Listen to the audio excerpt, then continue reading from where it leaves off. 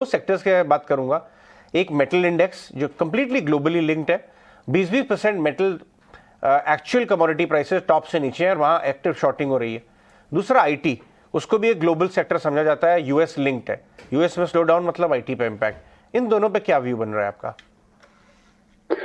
देखिए अजय, आपने काफी जवाब अपने स्टेटमेंट में एक सवाल में ही दे दिया कि यूएस में अगर स्लो डाउन का अंदेशा है, तो अगर स्लो डाउन की एक्सपेक्टेशन है तो उसका डायरेक्ट असर आईटी स्पेंडिंग पे पड़ेगा। क्योंकि यूएस की इकोनॉमी और यूएस की कंपनीज कैसे काम करती हैं ये समझना बहुत जरूरी है। सारे आईटी कंपनीज इंडिया के मैनेजमेंट्स कह रहे हैं सब कुछ बहुत अच्छा है, अगले 5 साल बहुत अच्छे रहेंगे और बहुत सारी ऐसी चीजें।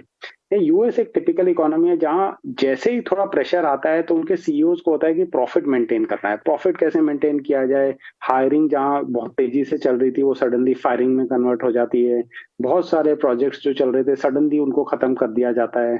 और ये एक रिस्क बनता जा रहा है टेक्नोलॉजी सेक्टर के लिए आज के दिन, कि ये कंपनी के मैनेजमेंट बहुत बुलिश हैं, लेकिन रियलिटी ये है कि अगर हाइपोथेटिकली अगले 2-3 क्वार्टर में कोई एक क्वार्टर ऐसा आता है जिसमें 1-2 क्वार्टर में यूएस में रिसेशन आता है, वहां रिसेशन का डेफिनेशन है 2 quarters of declining quarterly growth.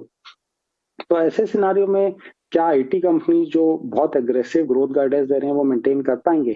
तो वो एक बड़ा कंसर्न है। दूसरा, ये सब कंपनीज एक आईटी इंडेक्सेस के पार्ट हैं, सब नैस्डैक पे लिस्टेड हैं।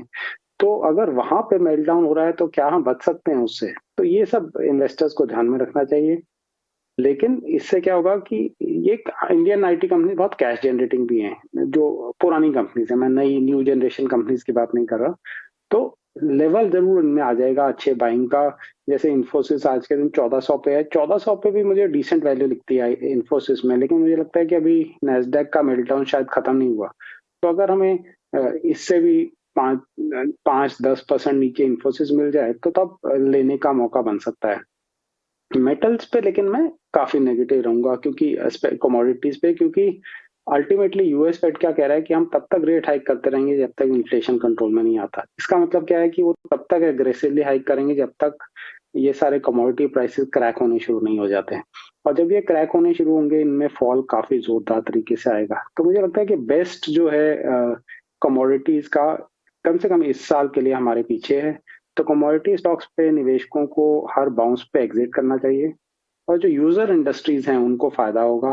तो जो फॉल है उस पे फोकस, जैसे ऑटो हो गया सेक्टर, कैपिटल गुड्स हो गया, इन सब कंपनीज पे फोकस